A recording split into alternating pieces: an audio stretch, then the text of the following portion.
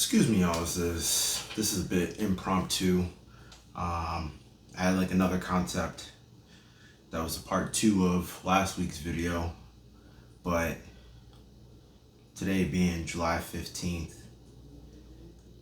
and July 15th significance to me for a lot of different reasons, I felt the need to pivot. For the dreamers, for the awake and everything that's between them. For the awake and everything they believe in. And when believing ain't enough, I be up. It's quite unfortunate. 2 years have passed, and I still haven't put together the money to give you a setup like your main man right next to you. Shout out to you, Uncle Gene. It's been a minute to see both of y'all's. But I brought the young one here.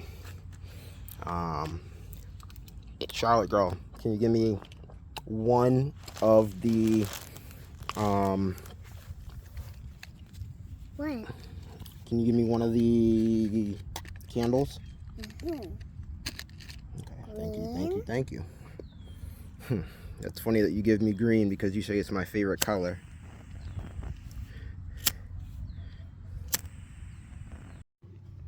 Now, Charlotte girl, you know how you're a big guy? You're a big guy? Yeah, here's my big guy. Yeah. Fortunately, when you were a baby, we had to put him to rest, but we're here to visit him. And one of these days, we're going to make it a lot prettier. Like you said, in the background, we're going to make it prettier for him. We're going to do our best. So, these colors are blue? Blue and red. My favorite color and your favorite color, girly. Saved them for last, huh?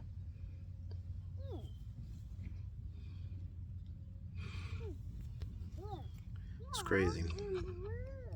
Crazy to be here. It's a weird reminder of a lot of things that I still haven't done. A lot of things that I still have yet to accomplish. A lot of things that seem out of reach. I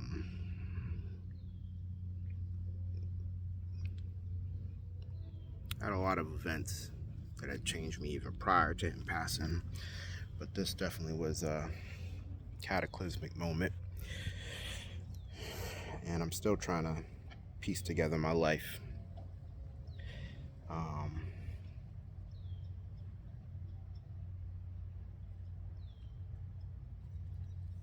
It's one of those things where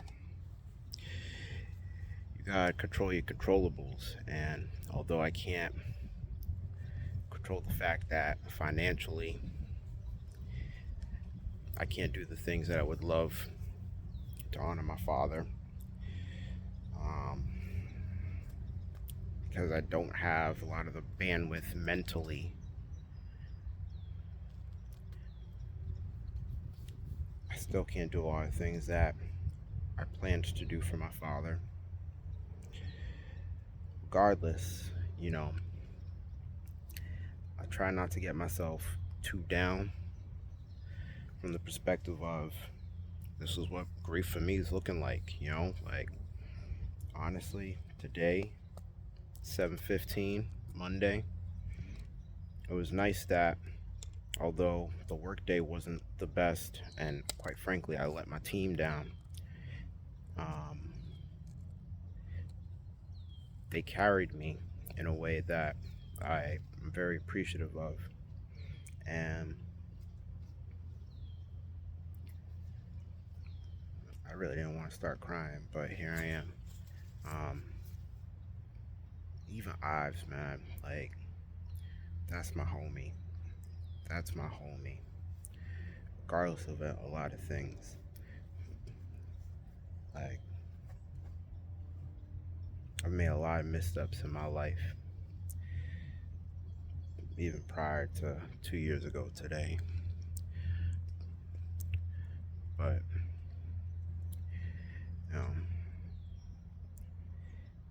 she's one of the select few that continuously checks in on me around these times, and I'm appreciative of that.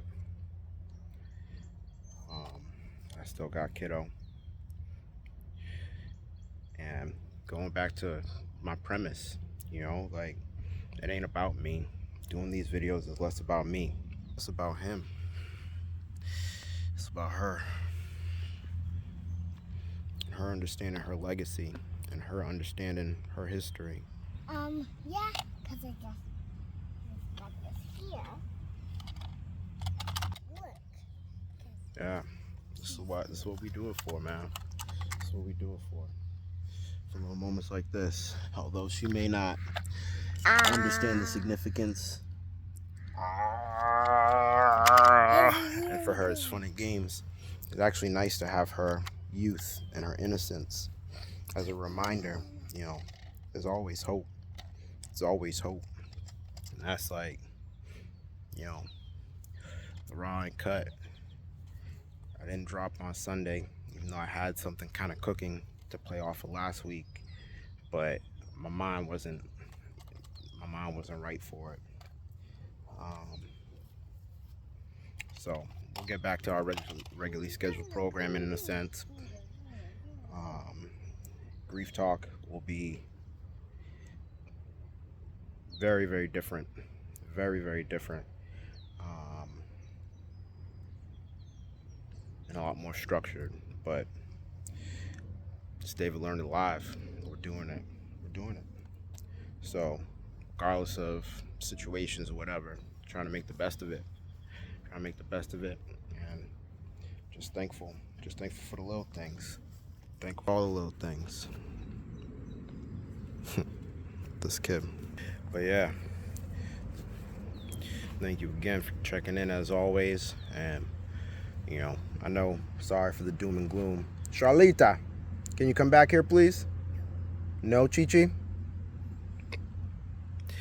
But in any event, I gotta go grab this kiddo. She's not that far from me. She's definitely within eyesight, but she's not arm's length.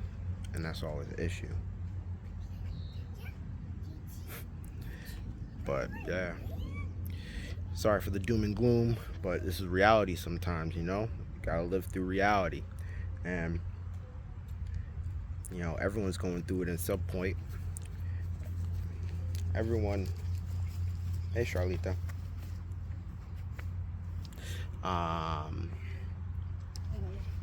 And it's always about how you kind of stand up from these trials and tribulations. How are you gonna let it shake you? How are you gonna let it shape you? I'm still figuring it out. I am not gonna tell you that I got anything figured out. I'm far from that. I am far from that. Very far from that. But I'm trying my best. Because that's all I can do. Enjoy y'all respective days.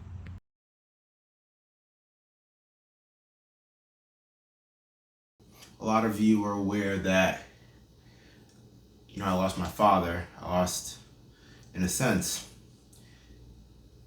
in my timeline thinking about our relationship with my dad. I lost him 3 different times in my life, and I'll explain.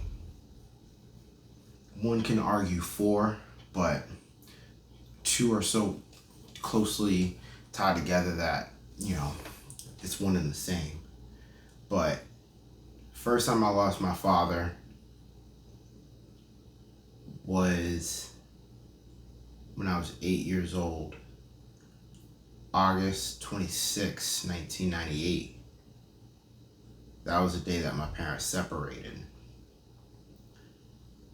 And I say that I lost him then because our relationship was already very strange prior, but that was a major shift in what I understood my life to be. Even things like responsibilities started to change as a result of that day. The next day that I lost my father was July 11th, 2 years ago. That was when they pronounced him brain dead after his stroke on the 9th. One can argue I lost him then, but there's a little bit of hope. They were trying to do all these different procedures. He was enrolled in a clinical trial. But once found out he was brain dead, that was a big hit, because that was his spirit. I lost his spirit and the ability to try to connect with him, especially at a time when we were trying to connect with each other more. Then the last time I lost him, 2 years ago today. Right now it's about 10 p.m. as I'm recording this part of the video. And it's strange because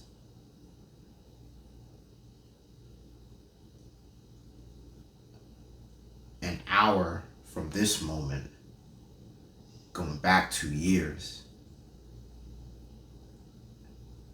I still remember where I was in my house when I got the phone call that he passed. Fast forward last year was me celebrating the first anniversary of him passing. And then I lose another friend, a very important friend in my career, in my life, James Laham. I, honest to God, don't think I'd be where I am professionally if it wasn't for James. James was probably about 15 years older than me, more or less, but he had re-enrolled in school, and so we were both incoming freshmen in the same period. He was in the business program, I was in the pharmacy program, and we had a lot of the same introductory classes, intro to psych, things of that sort, and just a genuine human being, love for comics. I wasn't so much into comic books, but one of my really good friends, Greg, still talk to Greg today. Shout out to you, Greg Larson, aka Batman. That's what they kind of bonded over, and it was cool for me at that point, I'm 18, 19, to see someone still cultivating their hobbies. It wasn't weird, like he was happy in his skin. And that was always something I aspired to. Fast forward, I'm working at a movie theater. I'm literally with my notes studying for an exam, and he's walking up with two of his pharmacist buddies, and he's like, "Hey, I know you. I'm cool with Greg. What are you doing here?" I'm like, "Well, I'm studying for my exams, need a pass." And he's like, "Do you have your intern license yet?" And I'm like, no, not yet. And he was like, "Okay, let me know when you get your intern license. My dad owns a pharmacy and we can get you in." And little did I know how him looking out for me in that moment would have changed the trajectory of my life. Started working at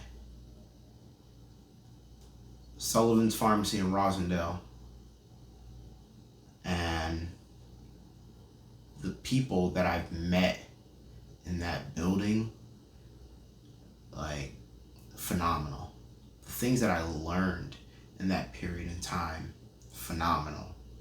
So it's crazy to see, like, on this day, the dual grief, like someone who played a prominent role in my professional life, getting me to where I am in the long-term care space, and then my father, who, although we had a strange relationship growing up, was always kind of around. And if I look back on the positive things, he's done actually more positive than he's done negative to me. Believe me, he's done a lot of negative things to me. We can get to that at a later time. But yeah, it's crazy what grief does to you, because I'll be real with you all. Like, I totally, totally effed up on my responsibilities in life today. Like, I'm supposed to be covering the bench at work. I thought it was tomorrow for whatever reason. My brain just wasn't clear. And I had woken up my normal routine, 4:30, check to see if there are any call outs. 5:30, double check to see if there are any call outs or any changes. And then at 5:30, it's a coin flip. If I'm in a good mood, I'm going through my routine, I'm out the door. If it's cloudy in my mind, I'll just go back to sleep. And that's what I did until one of my colleagues called me and was like, hey, just checking in, making sure you're okay. Shout out to her, honestly. Obviously, it was in her best interest because I was supposed to be there covering. But she's a good human, nonetheless. And so, like, today I was just out of it. I got out of work around 5. And even getting to that point was tough because there's so many things that were popping off that I needed to take care of within my true jurisdiction of my job title. And my head wasn't in the right place to do all that stuff. At any rate, I went to go see my little girlie, and you'll see her in the other clip, and was able to visit my dad. And it's weird because grief makes you feel a lot of different things. Like, I've always been one, when chaos is happening, a lot of people turn to me because I always seem unbothered. And that was just a trait that I picked up, honestly, from my father. That dude, like, you knew when he was mad, and you knew when he was neutral. There's times when he was happy, but those times, like, you had to really, really know him to see those times. But to the world, for the most part, you saw him neutral, and he's just, like, understanding his scene and just, like, understanding his place. And that's kind of how I kind of navigate my world a lot of the time, is staying neutral to things. Trying to be as even-keeled as I can. So, yeah, before I go rambling, I really just wanted to kind of, I guess, give more context about just grief, because you never really know. Talking about 2 years post my father passing, and I'm still struggling hard. There's a lot of guilt that I still sit with. A lot of guilt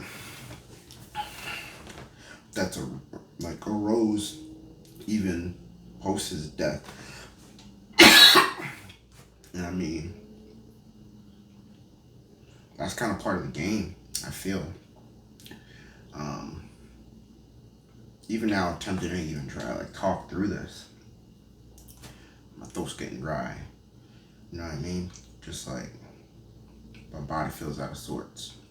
Can't even really keep focus the way I want to keep focus. But yeah, kind of just trying to be as real and authentic as I can, because obviously everyone goes through different levels of grief. There's all different types of grief. You know what I mean? Like, we always think about losing someone of importance, but you can grieve losing a job. You can grieve losing a relationship. You can grieve losing hope. There's a lot of different things you can grieve, and generally speaking, and this is me talking to myself, so when I watch this and I play this back in the future, like, I'm talking to me just as much as I'm talking to the world. Like,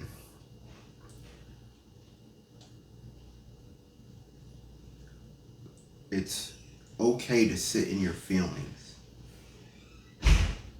The bigger thing though is you can't not try to do something positive. Whether it's taking care of yourself, it sounds silly, but general cleanliness, bathing, brushing teeth, making sure you eat. Because it's like when your mind's not clicking, you'll forget to do the necessary things. Even reaching out to someone just to check in. And again, it was like random periodic text here and there from people just like, hey, thinking of you, hey, I know it's a tough weekend. Little simple things like that. And, I wasn't necessarily the best at responding back to those people because I wasn't in the best space, but it's nice to not feel alone, especially during dark times, and you always will remember those that have you back during those times.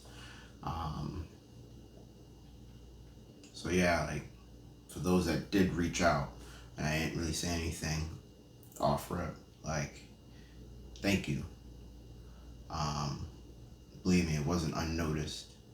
It wasn't unnoticed at all.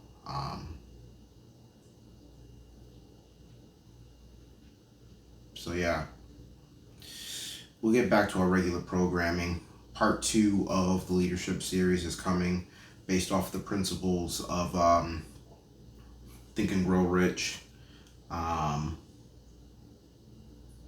funny is I'm kind of using it for my pharmacy students, not my direct students, but students that come into the pharmacy. So that's kind of the impetus of me dropping the leadership series sooner than I initially planned. And someone had mentioned something off the first video. I believe it was Laham that mentioned a topic that I need to go revisit, kind of jot down some notes and kind of better cultivate. So again, as you watch these things, by all means, feel free to, share, comment, subscribe if you haven't already done so. Because this is just as much of me talking to myself, and I mean that in a literal sense. I do go back and I watch these videos from time to time when I need to pick myself up. But it's just as much me talking to myself as it is me talking to you all. We're all going through it in some way, shape, form, capacity. So whatever sort of cool tips, tricks, whatever about anything, feel free to drop in the comments. Yes, it's David Learned It Live because my name is David, but we're all learning. Life's an experience in itself, and we're all learning from each other. So, thank you again. Got to be better about promoting myself and all these other BS things, but for those that actually have had the opportunity to watch, a lot of you have been sending some great texts and great feedback directly to me, and I appreciate that. As I'm trying to navigate real life problems, real life, scheduling, and this is the 4th video, 4th location. I do have a standard location. What you saw in the leadership series will typically be where I would be doing a lot of my filming, but yeah, I'm just trying to figure it out, man. Just trying to figure it out. Trying to work on building that legacy, something to look back on and be proud of that I took the time to do, to be able to share some experiences, share some pitfalls, share some successes, and hopefully help someone. That's the end game for me, is help someone like myself, and then be able to pass it on to my kiddo so she can help herself. So again, thank you for checking out today's video, and enjoy the rest of your week.